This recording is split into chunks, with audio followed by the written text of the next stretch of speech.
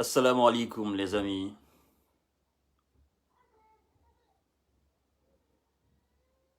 Salam, salam, salam, salam. Bienvenue sur la page Jeune Visionnaire, bienvenue sur votre page préférée.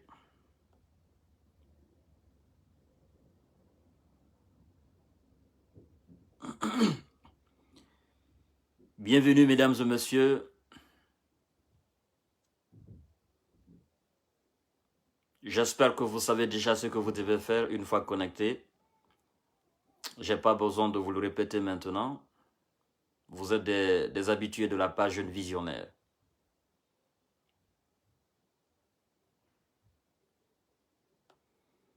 Bonjour mesdames et messieurs. La salutation dépend de vos positions précises. Que vous soyez aux États-Unis, en Europe, en Chine, en Afrique, un peu partout. Puisque nous n'avons pas les mêmes horaires. Donc, recevez mes salutations les plus humains.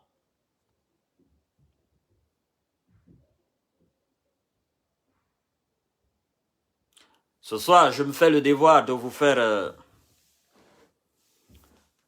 ce live avec 3 bons sujets. Alors, avant d'entamer le live, comme vous le savez, il y a toujours des critiques et des suggestions dans mon inbox. Je jette des fois coup d'œil sur ces critiques et suggestions. Ça me permet d'avancer, ça me permet de m'enrichir. Ça me permet aussi d'être en contact avec vous, parce que vous êtes nombreux à m'écrire dans mon inbox. Les premières critiques qui me sont adressées avant d'entamer ce live, je vois de nombreuses personnes qui disent « Monsieur Kanté, pourquoi vous n'adhérez pas à un parti politique? Si vous êtes tant visionnaire, vous pouvez être utile à un parti politique. Vous êtes un homme réfléchi. Pourquoi vous ne pouvez pas prendre position définitive vis-à-vis d'un parti politique en République de Guinée? Vous dites que vous êtes impartial, mais quand on vous entend parler chaque fois, on a l'impression que vous êtes beaucoup plus UFDGiste que RPGiste ou du PDN ou d'un autre parti politique de la République de Guinée. Alors dites-nous réellement, vous optez pour quel parti politique? Ce sont des critiques qui me viennent souvent. Deuxièmement, il y en a qui me disent aussi, Monsieur Kanté, vous êtes certainement malinqué. Pourquoi vous ne pouvez pas faire vos lives en malinqué? Pourquoi? Ou certainement, vous savez parler en poulard. Pourquoi vous ne faites pas en poulard? Ou certainement en soussou. Pour aller cueillir beaucoup plus d'avantages, plus de personnes qui n'ont pas eu la chance d'aller à l'école. Alors, je retiens beaucoup ces critiques et ces suggestions. Pour la première critique qui porte sur mon choix ou mon adhérence ou mon adhésion à un parti politique, j'aimerais vous dire que être militant sympathisant d'un parti politique n'est pas une chose pour des hommes beaucoup plus avertis et connaisseurs ou observateurs de la politique. C'est pas quelque chose qui se fait à la hâte. C'est le fruit d'un long travail, c'est le fruit d'une longue réflexion, c'est le fruit d'une longue méditation. Parce que être militant sympathisant d'un parti politique, c'est comme si vous effectuez un mariage. Pour nous, pour moi particulièrement. Parce que vous savez,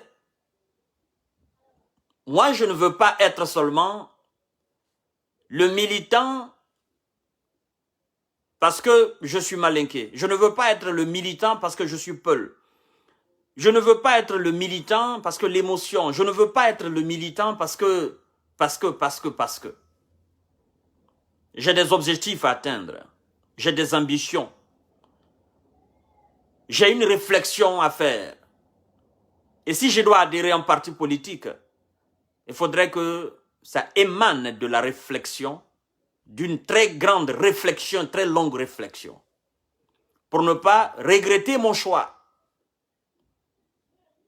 et pour ne pas faire de n'importe quoi. Parce qu'à partir du moment où on est engagé dans un parti politique, nos libertés individuelles, c'est-à-dire ma liberté d'expression, ma liberté de très grande expression est réduite. Parce qu'aujourd'hui, si moi je dois adhérer à un parti politique,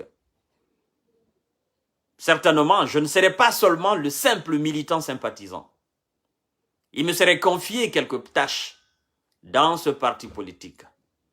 Et alors, je ne peux plus avoir cette grande liberté d'expression, cette large manœuvre d'observation et de parole sur les sujets concernant la République de Guinée, y compris de ce même parti politique.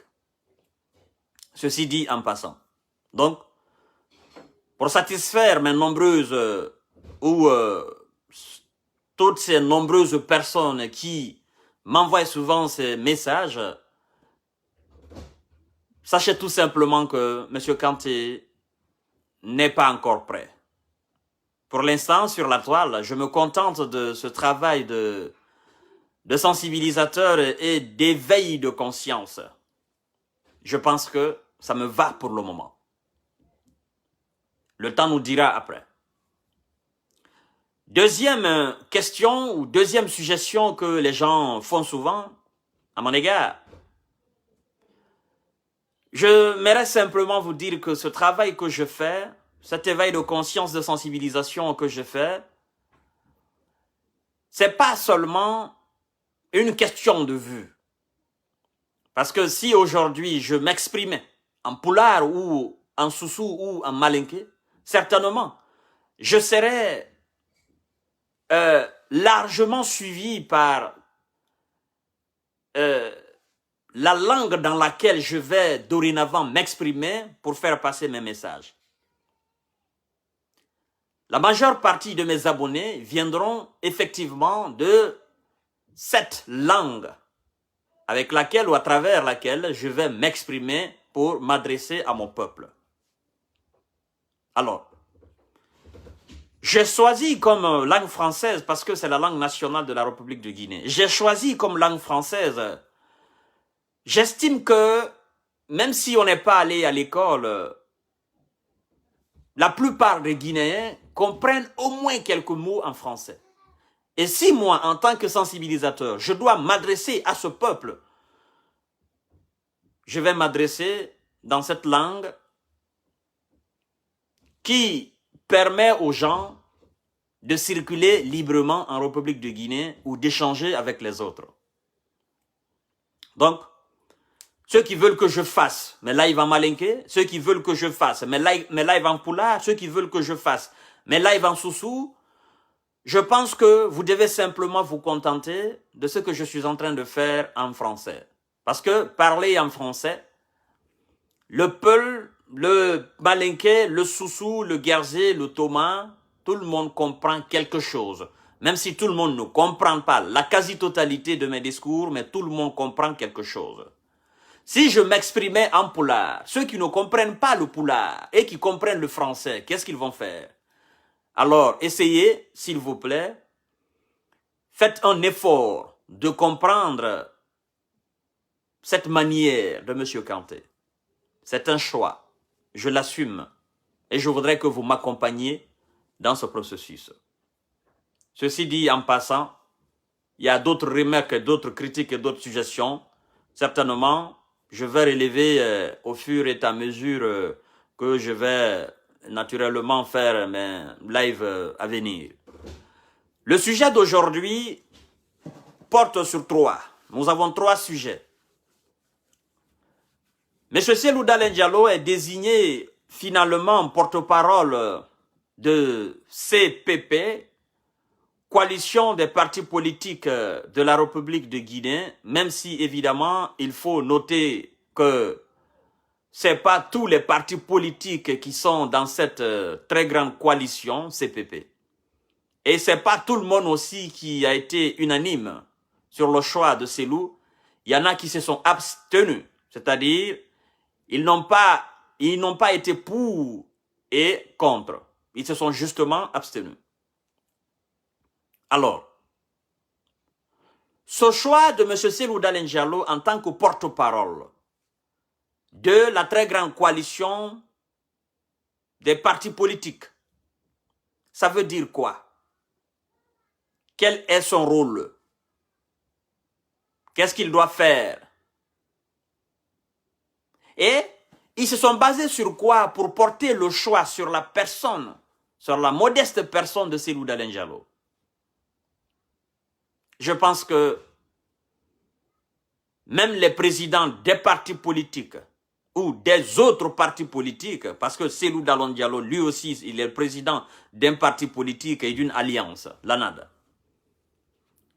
Je pense que même pour les présidents de ces partis politiques, ils ont compris la logique. Ils ont compris la nécessité de prendre cet homme et de le placer là. Vous comprenez, mesdames et messieurs? De le placer là, porte-parole de CPP. Alors, le porte-parole ne veut pas dire président pour ceux qui ne comprennent pas du tout le français ou ceux qui ne comprennent pas ce rôle. Il n'est ni de près ni de loin président de cette coalition. D'ailleurs, cette coalition CPP n'a pas besoin de président. C'est l'union des partis politiques de la République de Guinée. Et pourquoi cette union? Cette union a été créée dans l'objectif de faire face aux militaires et de faciliter les choses pour ne pas qu'ils aillent en rang dispersé vers les militaires au pouvoir. C'est l'objectif. C'est simple que ça. Il n'y a pas autre idée politique là derrière. Ça ne représente absolument rien. Cellou n'a aucun pouvoir sur les autres. Les autres aussi n'ont aucun pouvoir sur Cellou. Tous les partis politiques restent des partis politiques. Les coalitions restent les coalitions. Les alliances restent les alliances. Mais ils ont juré nécessaire que si nous restons comme ça en tant qu'acteurs politiques, sachant très bien que la transition est purement politique, c'est pas culturel, encore moins social ou économique, c'est purement politique. C'est nous, les acteurs politiques. Nous devons nous lever, nous devons mettre la main dans la pâte pour essayer de faciliter les choses pour nos enfants qui sont aujourd'hui à la tête de la République de Guinée. Il ne faudrait pas que nous les compliquions les tâches. Il ne faudrait pas que demain ou après-demain, nous nous levions et que nous commencions des grèves incessantes pour dire que les militaires ne veulent pas quitter au pouvoir. Nous devons nous donner la main, conjuguer un même verbe et aller vers eux. Le colonel Mamadi Doumbouya et son CNRD, l'armée à la tête de la République de Guinée. Pour qu'ils sachent dorénavant que, en tant qu'acteurs politiques, nous avons décidé de conjuguer un même verbe. Sinon, en temps normal, les acteurs politiques ne sont pas faits pour s'entendre. Quand je dis temps normal, si ce n'est pas ce régime exceptionnel, si ce n'est pas l'exceptionnalité de ce régime à la tête de la République de Guinée, les acteurs politiques, les partis politiques ne sont pas faits ni de près ni de loin pour s'entendre. Ça, c'est partout dans le monde entier. Les acteurs politiques sont faits pour se haïr. Ce sont des adversaires, ce sont des gens qui visent le pouvoir. L'UFDG vise le pouvoir. Le PDN vise le pouvoir. Tout le monde a sa stratégie, tout le monde a sa politique, tout le monde a sa manière, tout le monde a sa lutte afin d'accéder au pouvoir. Et donc, je tiens à vous rassurer que si un parti politique aujourd'hui avait la capacité d'anéantir complètement les autres et de bien se positionner à la conquête du pouvoir, il l'aurait fait. Donc, les partis politiques ne sont pas faits pour s'entendre. Ce sont des adversaires sur le terrain. Ils ne s'admirent pas, ils ne s'aiment pas. L'amour n'existe pas entre les partis politiques. Et ça se comprend. Ce n'est pas seulement la Guinée, c'est partout dans le monde entier. Partagez le live. Alors, s'ils ont décidé, autant pour moi, de créer cette harmonie et de travailler ensemble, c'est pour faciliter la chose, la transition aux Guinéens, la transition pour le colonel Mamadi Doumbouya, parce que le colonel lui-même sait que sans les acteurs politiques, il n'y a pas de transition. Sans l'entente aujourd'hui entre les acteurs politiques, la transition est bâclée. Parce que qui dit transition, dit simplement activité politique. La transition est organisée pour eux. C'est pour que on organise les élections, c'est pour que on fixe la durée de la transition, c'est pour que on écrive une constitution et c'est pour que on ait un président issu des urnes. C'est tout simplement que ça. Alors, Cellou Dalein Diallo, désigné en tant que porte-parole de cette très grande coalition, je l'ai si bien dit, je dis, c'est pas tous les partis politiques qui se sont regroupés là. Non, c'est pas toutes les coalitions qui sont d'accord. Mais, on dit coalition des partis politiques. Les partis politiques concernés, il n'est que porte-parole des partis politiques concernés. Les autres ne sont pas là-dedans. Comprenez cela. La précision est très bonne à apporter. Alors, Cellou Dalein, en tant que porte-parole, il ne fera que traduire ou dire ce qui sera décidé dans cette coalition. C'est justement son rôle, c'est justement son travail. Il n'a plus rien à faire, plus rien d'autre à ajouter. C'est qu'ils vont décider entre eux, les réunions éventuellement qu'ils vont faire à l'avenir, ce qu'ils vont se dire entre eux, ce qui va être arrêté entre eux là, c'est lui qui va porter, c'est lui qui va prendre cette lettre-là et c'est lui qui va lire, c'est lui qui sera la voix, la parole de cette grande coalition. C'est ce que ça veut dire. Alors, s'il n'est pas là, il y a un vice. C'est Madame Makale, si je ne me trompe pas. Je pense qu'il est en voyage, M. Cellou Dalein Diallo. Et celle qui a passé le message, après Cellou, c'est elle. Vous avez vu tout simplement ce qu'elle a dit. Elle a dit ce qui a été décidé entre eux. C'est ça, le porte-parole. Ça ne veut rien dire d'autre. Rien dire d'autre. Il n'y a rien de spécial. Il n'est pas président, il n'est pas quoi que ce soit dans ça là. Mais pourquoi ce choix sur la personne de Cellou? Je pense qu'ils se sont penchés sur beaucoup de choses. Même si, évidemment, ça ne veut rien dire, ce n'est qu'une organisation entre les partis politiques. Mais je crois qu'ils se sont basés sur un certain nombre de choses. La valeur de l'homme, le combat de l'homme, la crédibilité de l'homme. Et les acteurs politiques de la République de Guinée sont aussi conscients entre eux, c'est-à-dire que ce qu'ils se disent entre eux et non devant le peuple, ce qu'ils se disent entre eux dans leur famille, ils sont conscients du poids de Cellou Dalein Diallo. Je crois qu'ils ont dû réfléchir longuement pour dire porte-parole, ça ne veut absolument rien dire, on est d'accord. Mais Cellou Dalein Diallo serait la personne idéale aujourd'hui en République de Guinée. Je ne parle pas de demain. Mais aujourd'hui en République de Guinée, Cellou, c'est la personne idéale pour être porte-parole. Oui. Il a la gestuelle, il a l'intelligence, il a le verbe facile, il est représentatif. Ça ne veut rien dire. Tout ce que je suis en train de dire, c'est une réalité. Ce n'est pas des compliments. Vous le savez très bien. Et je vais même très loin pour dire, Cellou peut être un très grand facilitateur. Alors ça, c'est un autre rôle. Ça n'a rien à voir avec le porte-parole là. Il peut être un très grand facilitateur entre les acteurs politiques et les acteurs au pouvoir, les militaires au pouvoir. Parce que je ne vais pas avec le dos de la cuillère pour vous faire comprendre cela. Je vais aller terre à terre pour que vous compreniez. Aujourd'hui, le colonel Mamadi Doumbouya, pour mieux faciliter les choses, il a besoin, je ne parle pas de tous les acteurs politiques, il a besoin de la cohésion, il a besoin de l'harmonie entre lui, colonel Mamadi Doumbouya, président de la transition, et Cellou Dalein Diallo en tant que président de l'UFDG et de l'ANAD, et non porte-parole de cette coalition. Je dis bien, en tant que président de l'UFDG et de l'ANAD.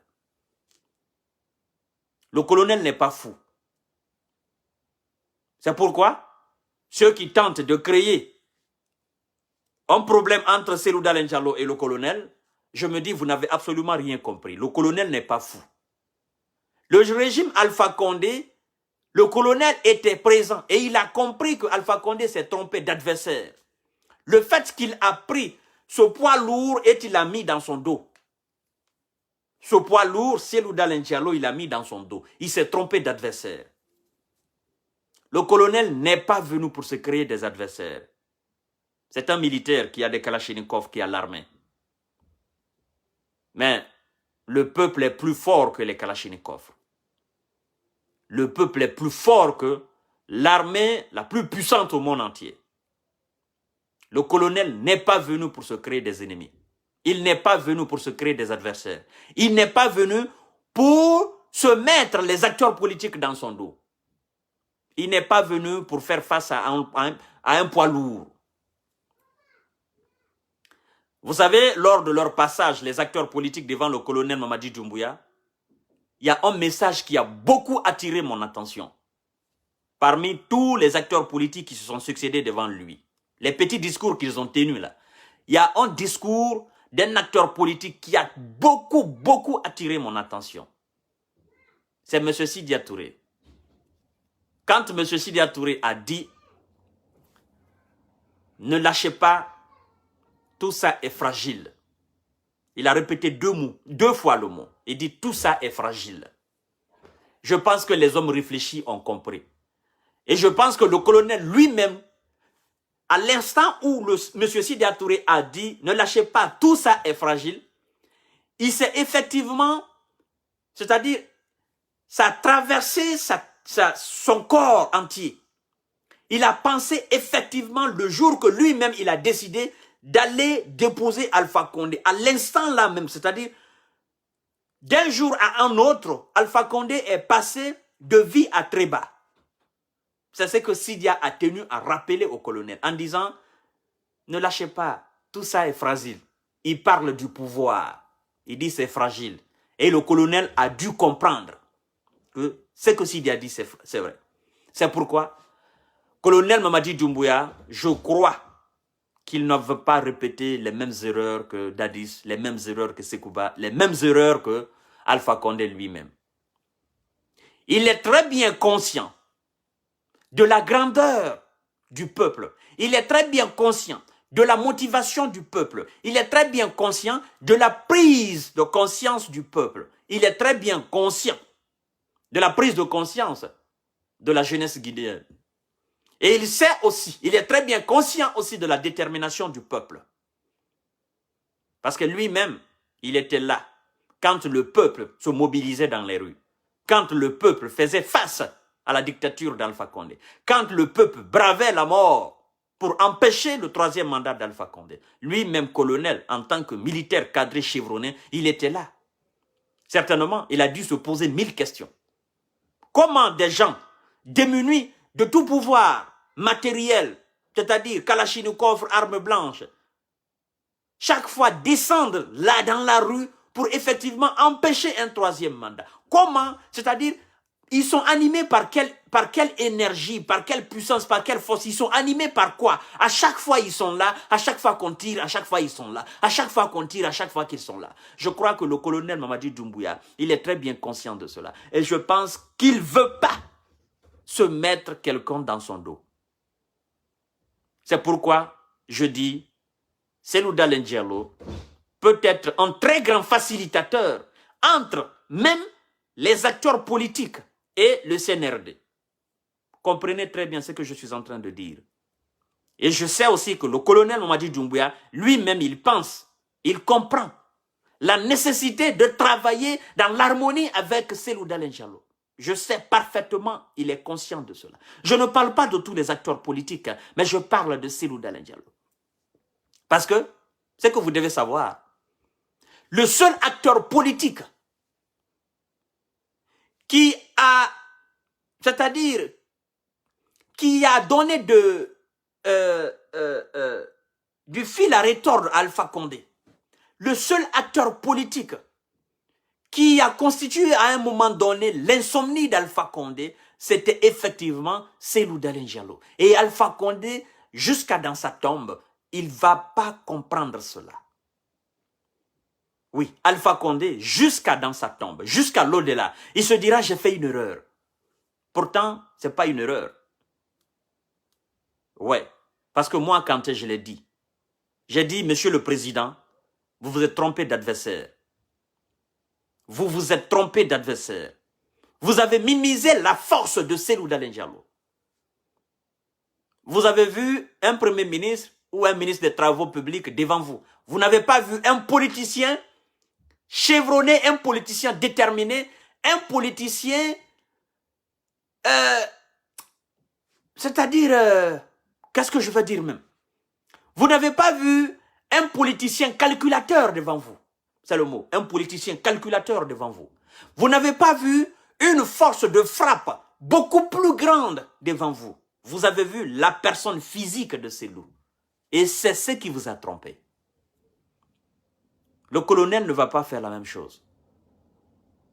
Et d'autres me diront que, oui, le porte-parole là, c'est une stratégie des acteurs politiques.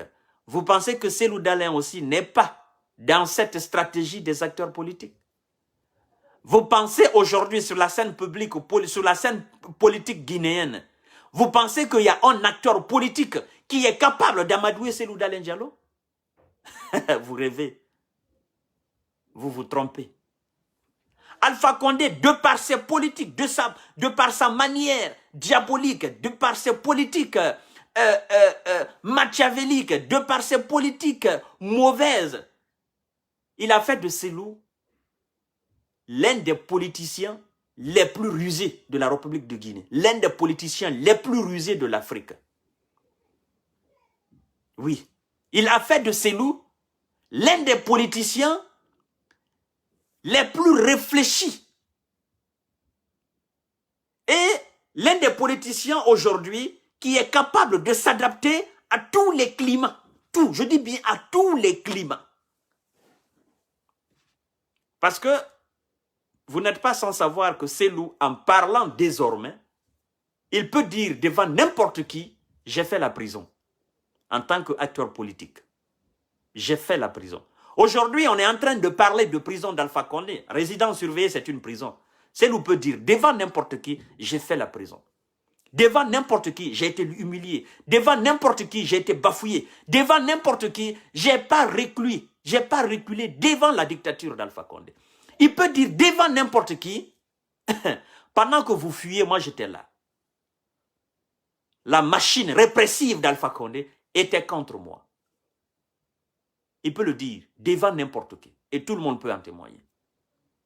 Il a autre chose à dire. Je ne vais pas répéter ça ici. Alors, vous devez comprendre, mesdames et messieurs, vous qui me suivez, que c'est bon d'être porte-parole. Il a aussi son mot à dire. C'est pour la réussite de la transition. Oui, la bonne réussite de la transition. Parce que depuis le 5 septembre qu'on a fait le coup, tout le peuple de Guinée a applaudi le colonel Mamadi Doumbouya. On était content, on est d'ailleurs content. Mais après cette béatitude-là, ce moment de joie, toutes les forces vives de la nation, aujourd'hui, tout le monde est braqué sur une force spéciale, La force spéciale, c'est quoi? C'est les acteurs politiques. Ça, à eux revient le dernier mot. C'est à eux revient effectivement ce travail de transition. La transition, c'est pour eux. Jeunesse, tout ça là, c'est des compléments. Mais la transition, c'est pour des acteurs politiques. Tout le monde est assis, on regarde les acteurs politiques. Alors, mesdames et messieurs, écoutez très bien. On parle de composition de CNT. On parle de durée de transition. Ce qu'il faut savoir, la composition de CNT, Conseil national de transition, ce n'est pas pour tout de suite. Le colonel Mamadi Doumbouya a dit aux acteurs politiques, allez-y, amenez-moi quelque chose dans les plus brefs délais. Ouais, il y a un jeu là, il y a une stratégie là. Et ce que vous devez comprendre, plus le temps passe, le temps qui passe là, c'est en faveur du CNRD et non en faveur des acteurs politiques. Parce que le jour qu'on va finir de composer le CNT, ce n'est pas ce jour qu'on va définir la durée de la transition. Non. Le CNT va s'attarder sur d'autres activités, d'autres travaux. L'écriture de la Constitution. Est-ce que le CNT mis en place va tout de suite déterminer la durée de la transition? Non. Ça va demander aussi une autre procédure, des rencontres et des rencontres. Alors, moi, je ne vois pas en cette année ou d'ici la fin de cette année-là, la durée de la transition fixée. Et c'est là, ça va chauffer.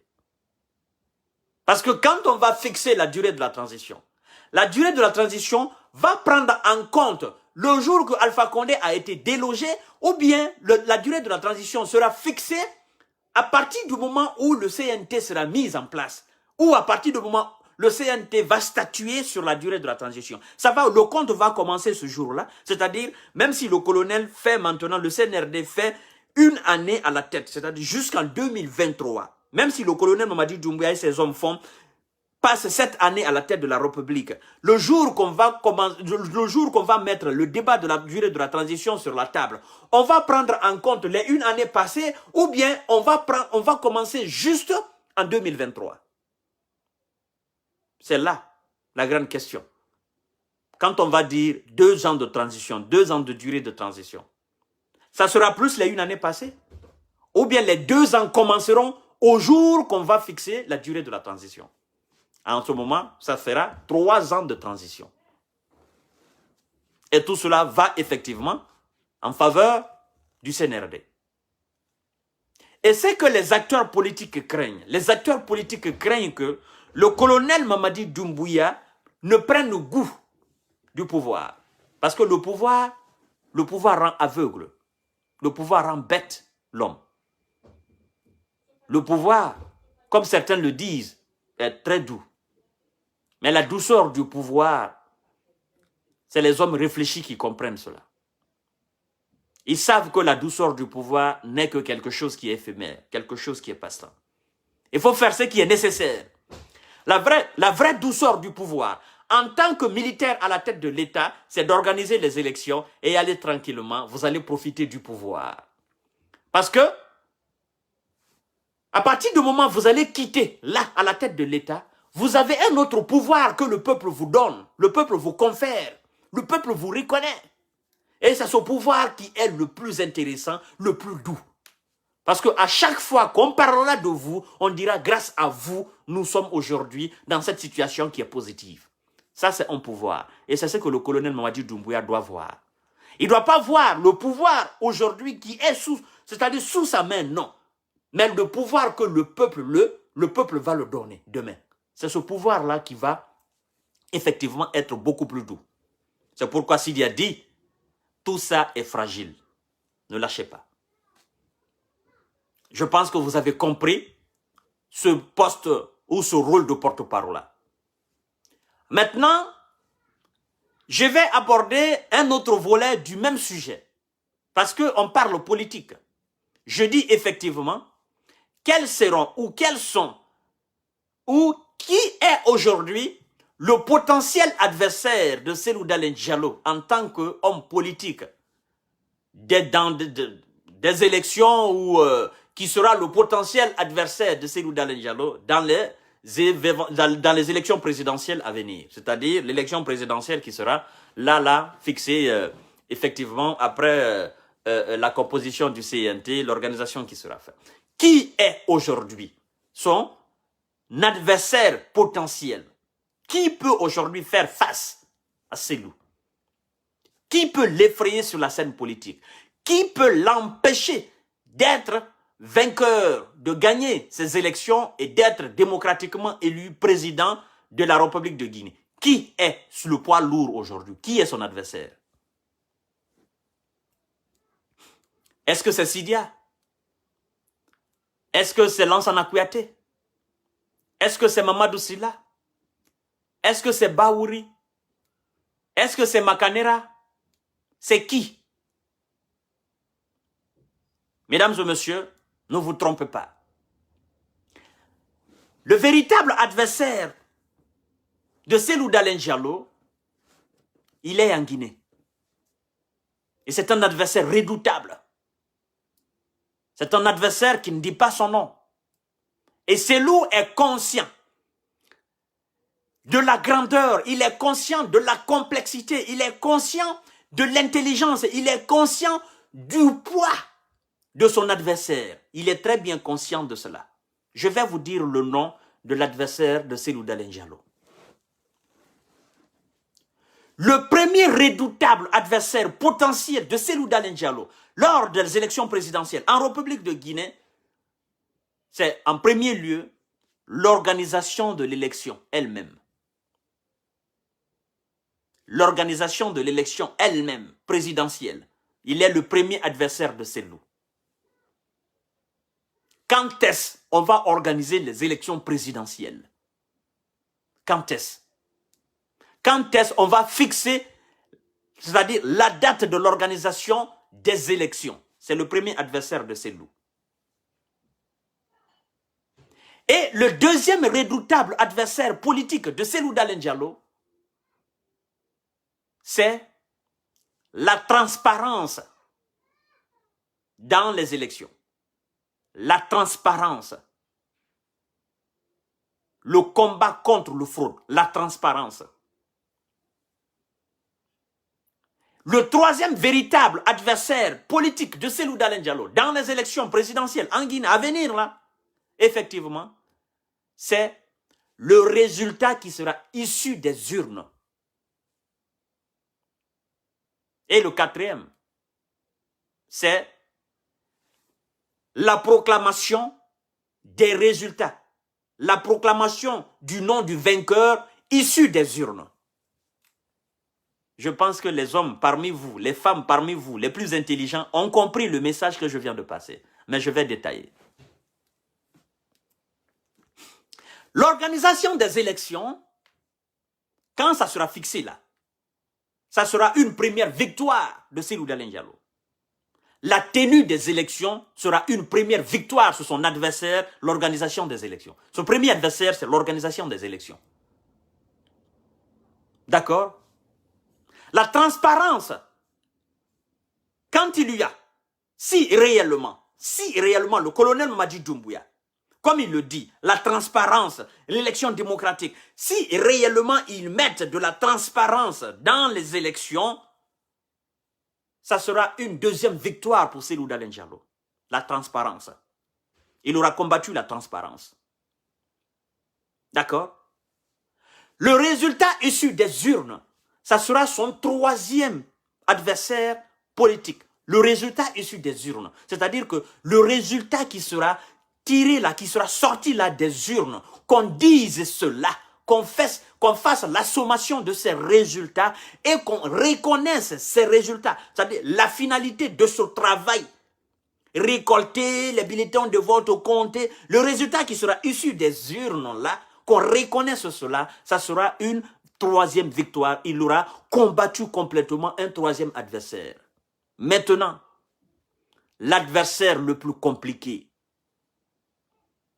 l'adversaire le plus terrible, l'adversaire le plus complexe, l'adversaire le plus difficile à battre pour Cellou Dalein Diallo, effectivement, ça sera la reconnaissance de ce résultat et la reconnaissance du vainqueur de ce résultat devant le public guinéen. Parce que c'est là tout ce travail. C'est là. Alors, je viens de vous citer les adversaires potentiels de Cellou Dalein Diallo. Ce n'est pas Sidia, ce n'est pas Lansana Kouyaté, ce n'est pas Mamadou Silla, ce n'est pas Baouri, ce n'est pas Dr Ousmane Kaba. Ce n'est personne d'autre que ce que je viens d'énumérer là. Parce que ce sont ces adversaires-là qui ont longtemps joué sur Cellou Dalein Diallo depuis 2010. L'organisation des élections, les résultats issus des urnes, la proclamation des résultats, le nom du vainqueur issu des urnes, c'est là. Ça a été les adversaires de Cellou. Toutes ces manipulations-là, ils ont été les adversaires de Cellou. Et c'est ce qui l'a empêché d'accéder à la tête de la République de Guinée. Alors, qui sera derrière ces adversaires de Cellou pour les amplifier? Qui? Ça sera effectivement le colonel Mamadi Doumbouya et son administration qui vont organiser ces élections, qui vont donner les résultats issus des urnes et qui vont effectivement donner le nom de la personne, c'est-à-dire le nom du vainqueur issu des urnes et qui vont reconnaître cette transparence. Ça sera à eux de faire ce travail. Ça sera à eux de donner le bon résultat. Ça sera à eux de donner le mauvais résultat. Ce sera à eux de manipuler les résultats. Ça sera à eux de ne pas manipuler les résultats. Ça sera à eux d'éviter toute situation désastreuse en République de Guinée. Ça sera à eux. Sinon, tout le monde sait, toutes les personnes réfléchies savent que aujourd'hui, demain, on organise les élections. En tant qu'acteurs politiques entre eux, aucun ne fait le poids devant Cellou. Aucun. Il n'y en a pas. Tout le monde le sait. Même Alpha Condé lui-même, il le sait. Le colonel Mamadi Doumbouya lui-même, il le sait. Ceux qui travaillent autour de lui, colonel Mamadi Doumbouya, ils le savent. L'armée elle-même sait. Les religieux savent. Tout le monde le sait. Il n'y a pas un acteur politique qui pèse beaucoup plus lourd que Cellou. Il n'y en a pas. Le poids électoral, il n'y en a pas. C'est une vérité absolue. Qu'on le veuille ou pas, c'est ça. C'est la nature des choses. Il n'y en a pas. C'est lui qui a battu le pouvoir en place. Qui est plus fort que ces derniers? Vous devez accepter la vérité. Ouais. Même ses adversaires d'hier, le RPG Arc-en-Ciel, s'ils sont véridiques, billahi tallahi, si Kassouri est un homme honnête, les Mamadou Amadou Damaro là, billahi, s'ils sont honnêtes, véridiques là, devant leur créateur, ils diront que oui, Cellou a gagné des élections en Guinée. Ils le diront. Ils diront que oui, le RPG ne pèse pas devant Cellou. Il n'y en a pas. Il n'y a pas un acteur. Alors si le RPG ne représente rien, si le poids du RPG ne représente rien devant l'UFDG et son président, c'est qui d'autre? Quel parti politique? Mais vous allez comprendre ça un jour. Ce que je suis en train de dire aujourd'hui, vous allez comprendre ça demain, Inch'Allah. C'est une vérité absolue. Absolue. Qu'on le veuille ou pas, c'est une vérité absolue. Alors, mesdames et messieurs, vous avez vu la rentrée de Lansana Kouyaté. La fois dernière, j'ai voulu me prononcer là-dessus, mais un autre sujet m'est tombé dessus. Monsieur Lansana Kouyaté, c'est un mélangé de tout. Lansana Kouyaté, qui était ici à Paris depuis tout ce temps qu'Alpha Condé était à la tête de la République de Guinée. Lansana Kouyaté qui a cédé, qui a compris que c'était plus la peine de continuer le combat. Lansana Kouyaté, l'homme de 2007.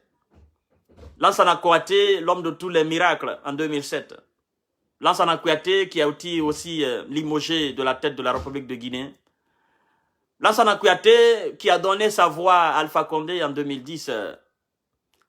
Lansana Kouyaté qui a été trahi, selon lui, par Alpha Condé, parce que cette alliance entre PDN et RPG Arc-en-Ciel à l'époque s'est faite sur certains accords qui n'ont pas été respectés par Alpha Condé. Lansana Kouyaté, qui était dans le FNDC, je ne sais pas s'il est encore dans ce FNDC ou pas, je pense bien qu'il est dans ce FNDC. Lansana Kouyaté, qui a décidé de jeter l'éponge et laisser les autres acteurs politiques, y compris Cellou Dalein Diallo, devant Alpha Condé, la dictature et tout ça. Lansana Kouyaté, qui était tranquillement couché ici en France. Lansana Kouyaté, qui après ce coup retourne en Guinée, certainement pour aller remobiliser les troupes et essayer d'aller conquérir le pouvoir. Mesdames et messieurs, Lansana Kouyaté, il est qui politiquement? Il a quel poids? Il peut avoir quel poids? Alors, nous allons commencer par les qualités intrinsèques de Lansana Kouyaté. On sait très bien que c'est un intellectuel chevronné. On sait très bien que c'est un fonctionnaire, un ancien fonctionnaire international. On sait très bien ce qu'il a fait en 2007 pour la République de Guinée. On sait très bien qu'il a été un bon premier ministre. Après, ça n'a pas marché entre lui et le clan Lansana Conté. On sait très bien qu'en 2010, il avait une certaine voix, il avait un certain poids politiquement. Mais après, Lansana Kouyaté est devenu qui? Lansana Kouyaté a quel poids aujourd'hui?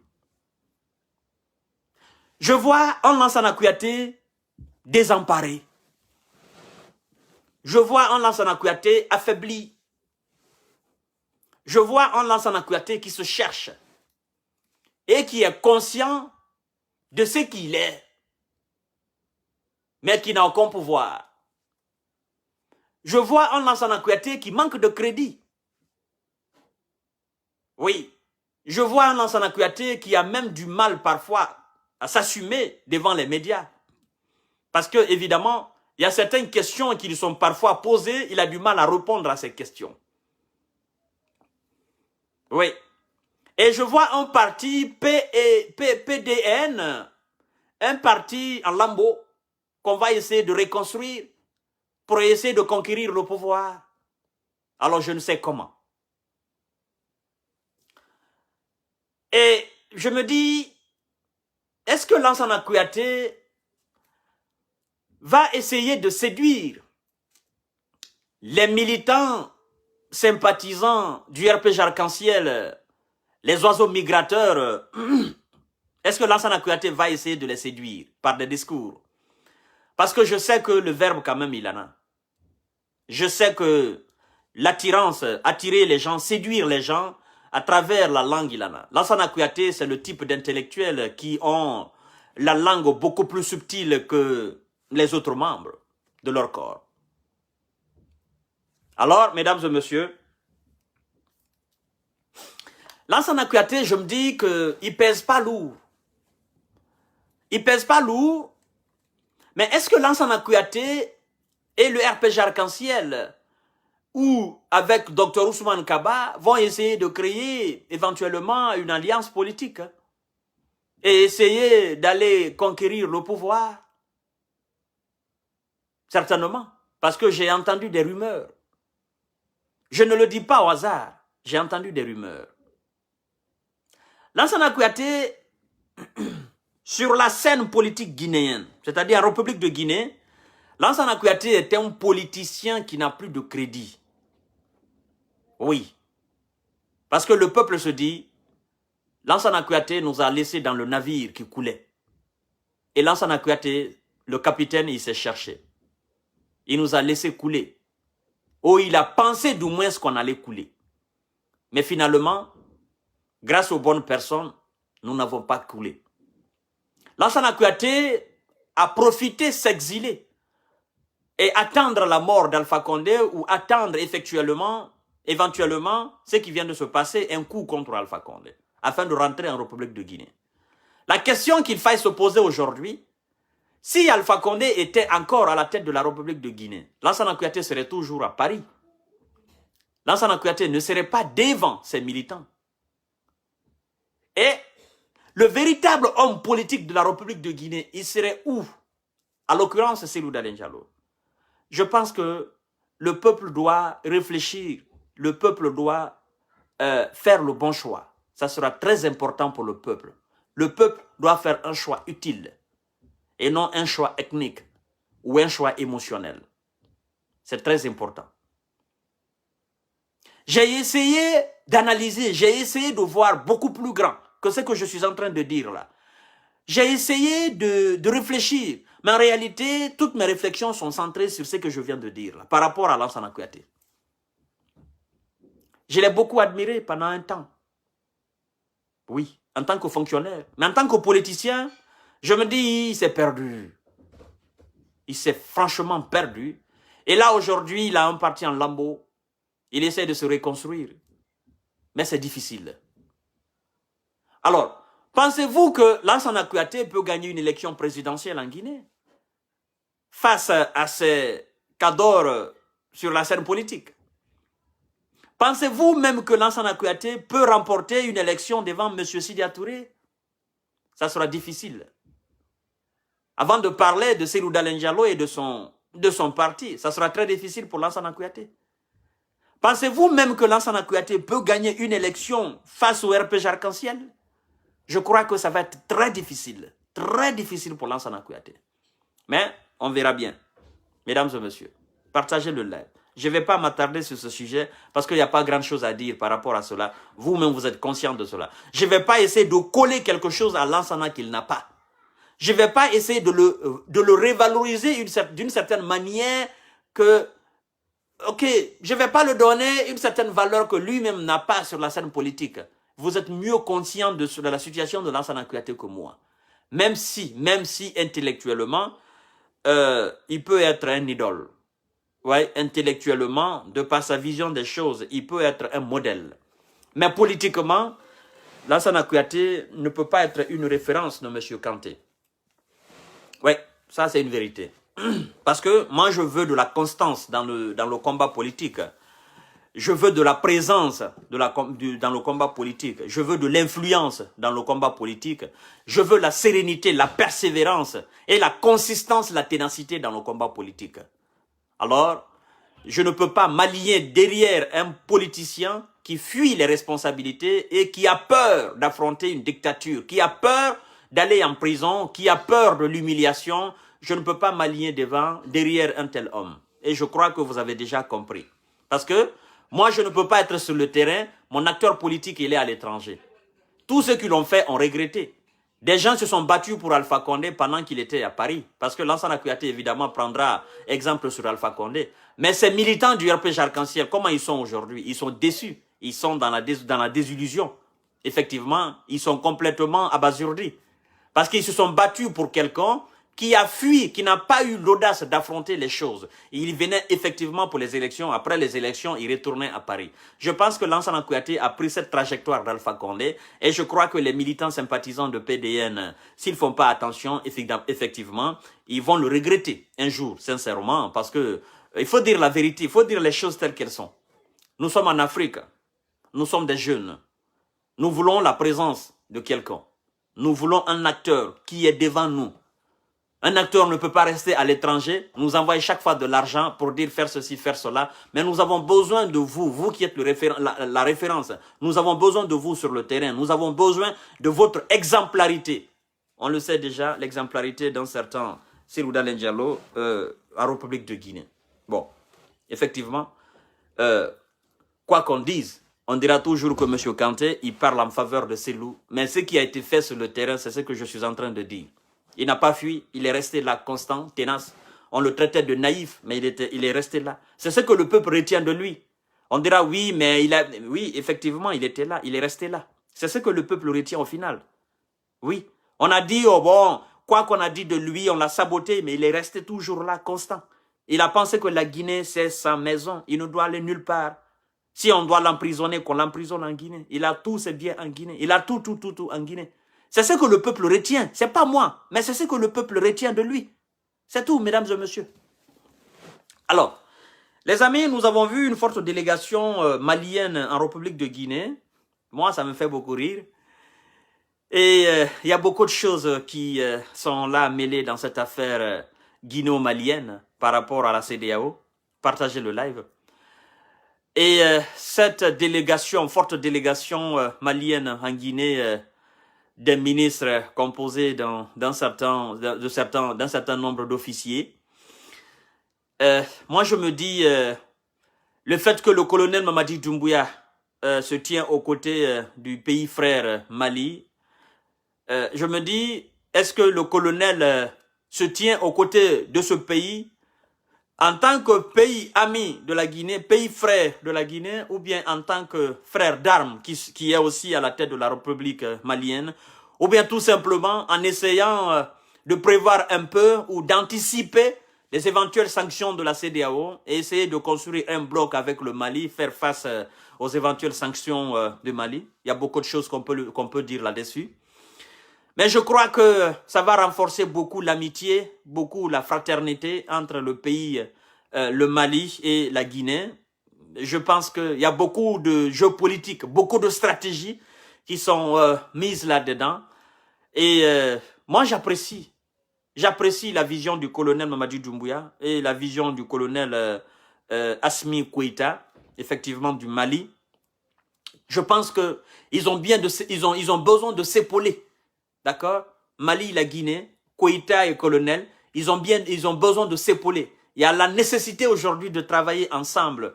Maintenant, ce qu'il faut prévoir, est-ce que la CEDEAO va élargir ces sanctions, du moins au niveau international? Parce que dorénavant, les pays qui ont fermé les frontières au Mali, vous savez, le Mali n'a pas de port, il n'y a pas de mer au Mali. Le Mali pense que c'est un pays qui est entouré comme ça par des pays, c'est un pays continental au milieu, il n'y a pas de mer. Je pense que si le Sénégal ferme sa frontière et aussi d'autres pays, le Mali sera obligé d'utiliser le port de Conakry pour effectivement essayer de faire cette transaction. Alors c'est pourquoi je dis, est-ce que la CEDEAO va expandre ces sanctions sur la Guinée et le Mali au niveau international aussi pour dire, bon, écoutez, il ne faut pas traiter avec la Guinée, il faut faire ceci, les sanctions au niveau de l'ONU, au niveau de l'Union européenne. Je pense que ça va être difficile, mais les gens comprendront la nécessité d'aider ces pays-là. Parce qu'aujourd'hui, il ne faudrait pas qu'on combatte le Mali et la Guinée d'une certaine manière. Il faudrait qu'on soit très intelligent et beaucoup plus subtil, beaucoup plus diplomate dans cette lutte contre ces pays. On veut bien des civils à la tête des États, mais comprenez aussi la nécessité de construire un État au Mali. Parce que ce que vous devez savoir, le Mali aujourd'hui est divisé.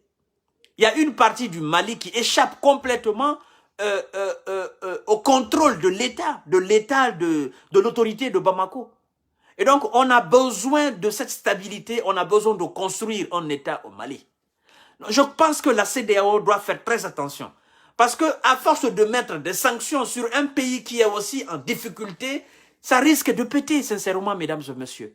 Et je crois d'ailleurs que la délégation malienne qui est actuellement en Guinée, cette délégation est venue évoquer certains points, essayer de renforcer beaucoup plus l'amitié, même si éventuellement ce qui a été dit là, c'est très costaud. Effectivement, je ne peux pas rentrer dans tous ces détails pour étaler ça sur les réseaux sociaux. Non, non, non, non, même si j'ai quelques informations. Mais il faudrait comprendre, il faudrait que le peuple malien, le peuple guinéen comprennent la nécessité de ce travail ensemble, de ce travail dans l'harmonie, ce travail dans la synergie et de faire face effectivement aux sanctions de la CEDEAO. Parce que la décision de la CEDEAO, c'est pas une décision qui est unanime. C'est-à-dire, c'est pas une décision que tous les activistes ou tous les hommes réfléchis ou tous les chefs d'État africains sont d'accord. Hein, d'accord? C'est pas aussi une décision qui est saluée par les panafricains, effectivement, et même par certains Européens qui analysent la situation. Beaucoup avouent qu'il y a une main très puissante de la France et de la communauté internationale, je parle de l'ONU et de tout ça, derrière ces sanctions qui s'alignent effectivement du côté de la CEDEAO pour mettre la pression afin de sanctionner le Mali. On voit aussi des intérêts politiques là-dedans, d'accord? Les intérêts politiques On sait bien la bataille entre la France, le Mali, la Russie. Il y a trop de choses qui sont mélangées là, trop de choses qui sont mélangées là. Et donc si la CEDEAO ne fait pas attention, c'est ce que je ne cesse de dire, on risque de voir la dislocation, on risque d'assister à une dislocation de la CEDEAO parce que les gens ne vont plus se laisser faire, les gens ne vont plus se laisser marcher dessus. Et je pense qu'il faut aussi saluer la décision du colonel Mamadi Doumbouya parce que quelque part aussi, c'est une manière d'anticiper, d'accord? Parce que je sais que la CEDEAO va sanctionner la Guinée, ça c'est clair et net. Il ne faudrait pas qu'on s'attende à autre chose. La CEDEAO, les sanctions vont tomber sur la Guinée. Parce que moi, je crois d'ailleurs que quand on regarde un peu la charte de la CEDEAO, bon, comme c'est l'organisation elle-même qui demande à ce que les frontières soient fermées, sinon la fermeture des frontières sont complètement interdites. Mais bon, on sait bien qu'Alpha Condé a fermé les frontières et la CEDEAO n'a absolument rien dit par rapport à cela. Et il y a beaucoup de choses quand même qui font que les gens n'ont plus confiance à cette CEDEAO. Parce qu'Alpha Condé a trahi la CEDEAO. Alpha Condé a fait le dos rond à la CEDEAO en fermant la frontière guinéo-sénégalaise, la frontière guinéo-bissagaise, la frontière guinéo-léonaise. La CEDEAO n'a absolument rien dit. Absolument. La CEDEAO n'a pas branché mot. Et on est resté impuissant face à cela. Et si je vois aujourd'hui la même CEDEAO demander qu'on ferme les frontières, bien évidemment, le colonel Mamadi Doumbouya a raison de dire qu'on ne fermera pas la frontière guinéo-malienne. Parce que, effectivement, Alpha Condé a fermé les frontières. Qu'est-ce que vous avez dit en tant qu'organisation? Vous n'avez absolument rien dit. Vous l'avez assisté, vous l'avez participé, vous l'avez absous, vous l'avez accepté. Donc, nous, on ne peut pas faire ce que vous demandez. C'est pourquoi je dis, effectivement, à ces vieux crocodiles de la CEDEAO de faire très attention. Parce que si le Mali et la Guinée décident de se donner la main, d'autres pays aussi sont prêts à suivre la même voie. Et par finir, on va récomposer la CEDEAO, on va restructurer la CEDEAO, on va composer avec les réalités d'aujourd'hui. On ne va plus rester les bras croisés à attendre les décisions de la France ou des États-Unis pour vivre comme nous sommes. Nous sommes des Africains. Nous devons composer avec nos réalités africaines. Et donc, la CEDEAO doit cesser. Et donc, on va attendre un peu par rapport à cette délégation, parce que je sais que c'est une délégation aussi qui est venue remercier le colonel Mamadi Doumbouya, qui est venu aussi renouveler l'amitié, la fraternité avec la Guinée. Et je pense d'ailleurs que c'est beaucoup salué partout en Afrique, même ici en Europe, c'est salué parce que on suit à la lettre les mouvements guinéo-maliens, on suit à la lettre. Donc, mesdames et messieurs, je ne vais pas être long. Je vais m'arrêter là aujourd'hui. On verra bien la suite des choses en République de Guinée et en République frère de Mali. Nous aimons les Maliens. Les Maliens aussi aiment la Guinée, effectivement, même si, mais on reste des pays frères. Donc, mesdames et messieurs, je vous salue. À demain, Inch'Allah. Je vous aime, je vous adore. Et pour d'autres sujets, pour d'autres aventures. Merci beaucoup. Vous partagez au maximum la vidéo. Vous qui allez suivre la vidéo après. Bye bye. Vive le travail, vive la justice, vive la solidarité, vive la République. Et nous souhaitons effectivement une bonne transition pour notre pays. Parce que vous savez que la transition, c'est une période exceptionnelle. Donc on doit éviter les querelles intestines qui ne pourront que desservir la cause de la nation. Et on va aller droit au but pour que nous puissions sortir enfin de cette tracasserie politique en République de Guinée. Bye bye, prenez bien soin de vous, je vous aime.